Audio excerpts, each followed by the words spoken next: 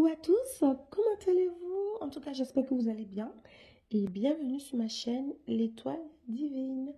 Alors, on continue ma petite série de comment j'ai rencontré ma femme jumelle. Ensuite, je reviendrai sur les débuts pour vous expliquer mon parcours, comment j'ai vécu entre chaque séparation et vous donner beaucoup plus de détails sur ce phénomène de femme jumelle. Donc voilà, alors pour vous dire... Si vous n'avez pas vu du tout mes autres vidéos et que je vous invite à aller voir la toute première partie pour pouvoir mieux comprendre. Je pense que c'est mieux. Après, c'est vous qui voyez. En tout cas, bienvenue en tout cas sur ma chaîne et c'est parti pour la partie 4. Et donc, après toutes ces étapes de rencontre, j'ai revu ma femme jumelle, donc un an après. Un an après, donc j'étais dans ma nouvelle maison. Donc, il n'était jamais venu chez moi et tout. La fois où il était venu chez moi, c'était dans mon ancienne maison. Donc, là, il ne savait pas que j'avais déménagé. Il ne savait rien du tout de tout ça. Donc, en fait, on s'est revus en soirée. Alors, on s'est revus où? Oui, alors on s'est revus dans le pub, en fait, la petite discothèque, là où on s'était recroisés la dernière fois. On s'est revus là-bas. Et bah, ça faisait maintenant, ça faisait quasiment 7 ans qu'on s'était rencontrés, donc qu'on se connaissait. Et ça faisait 7 ans qu'il était aussi avec sa copine.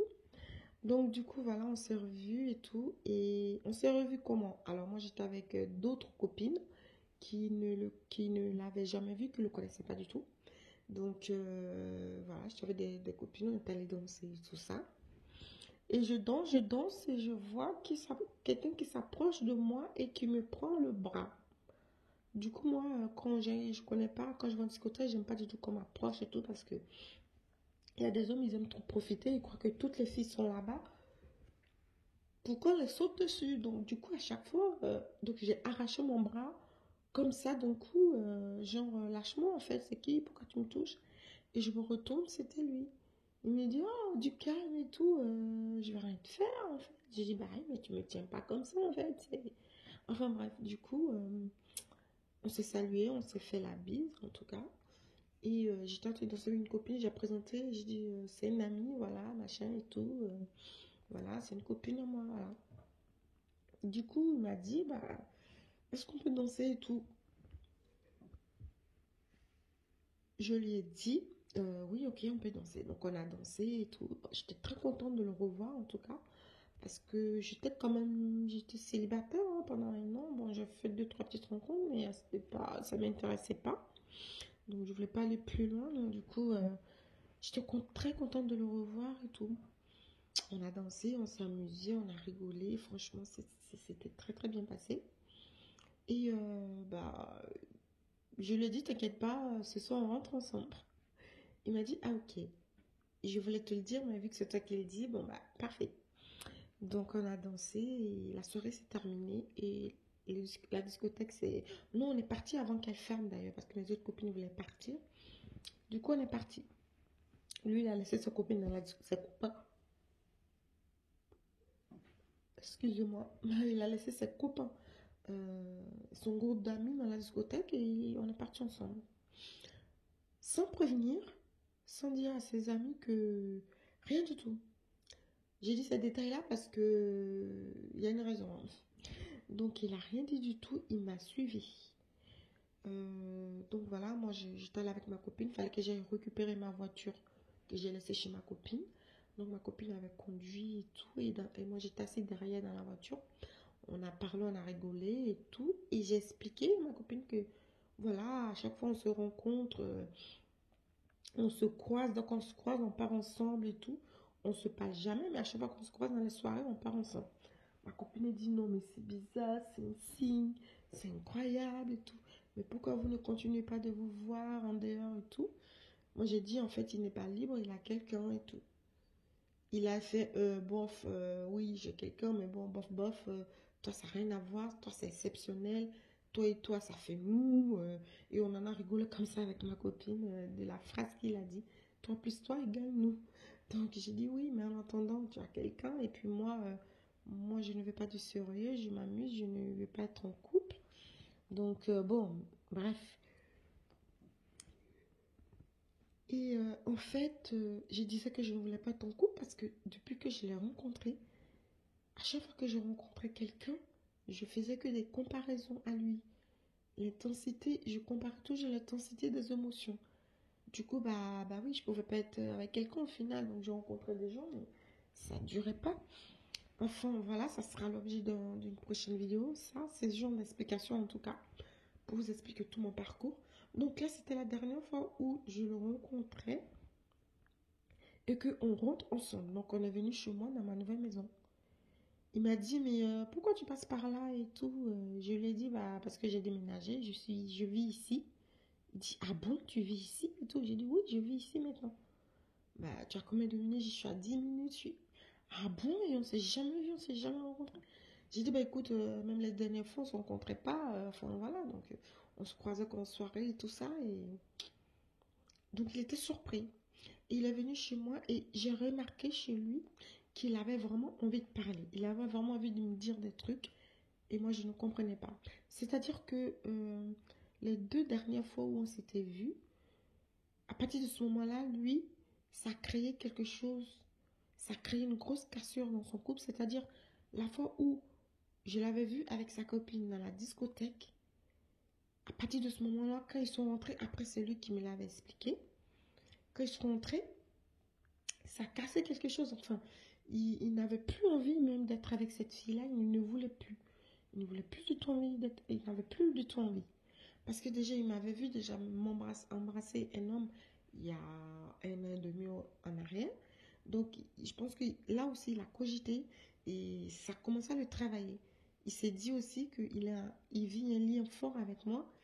Et pourquoi est-ce qu'il ne concrétise pas? Pourquoi est-ce qu'il ne concrétise pas avec moi au final? Donc, je pense qu'il a commencé à se poser ce genre de questions.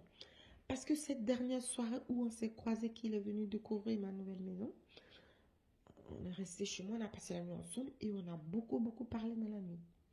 Il m'a expliqué ses problèmes de couple, parce qu'il en avait pas mal. Je l'écoutais, je me suis dit, ah, à mon avis, il a envie de se séparer, mais je ne voulais pas le motiver à se séparer parce que je ne voulais pas être avec lui en fait. Je ne voulais pas que dès qu'il se sépare, il me propose de vivre une relation durable, parce que, enfin, une relation sérieuse. Parce que moi, je ne voulais pas vivre une relation sérieuse. Donc, bon, je ne voulais pas être, je ne voulais pas m'engager et tout. Donc voilà, donc du coup, lui, il a commencé à me parler de sa vie de couple, de ses problèmes. Et sa copine n'aimait pas son fils, ça se passait mal, il était pas heureux, et qu'il pensait à moi pendant plusieurs années. Il pensait à moi, il fantasmait sur moi. Quand il faisait il avait des relations amoureuses, il faisait l'amour avec sa copine, il pensait à moi. Enfin, il fantasmait, j'étais choquée d'entendre tout ça. Donc je me suis dit, ah bah lui aussi, tiens, tiens, il avait commencé son parcours spirituel. Donc bon, et on a parlé comme ça. Et le lendemain, matin, à 9 h, son téléphone faisait que biper, biper, biper. Mais pendant longtemps, son téléphone faisait que biper. Et en fait, c'était sa copine, qui est devenue son ex maintenant, qui s'inquiétait parce qu'il n'était pas rentré. Parce que, voilà, il devait rentrer. Parce que ses copains ne l'ont même pas vu partir. Les autres fois, il prévenait quand même ses amis.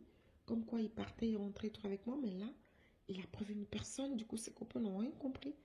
Personne ne pouvait le joindre. C'était blackout. Donc, quand il a rallumé son téléphone, je ne savais pas qu'il avait éteint son téléphone. Il avait tout éteint.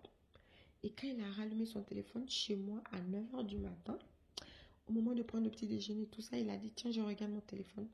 Il avait au moins une vingtaine d'appels et c'était son ex, sa copine de l'époque. Il y avait sa soeur, il y avait plein de gens. Enfin, sa mère aussi l'avait appelé parce que il devait partir quelque part avec sa copine, je ne sais plus trop. Le lendemain, ils étaient invités, je sais pas, à déjeuner et tout, le dimanche. Et lui, il n'est pas venu.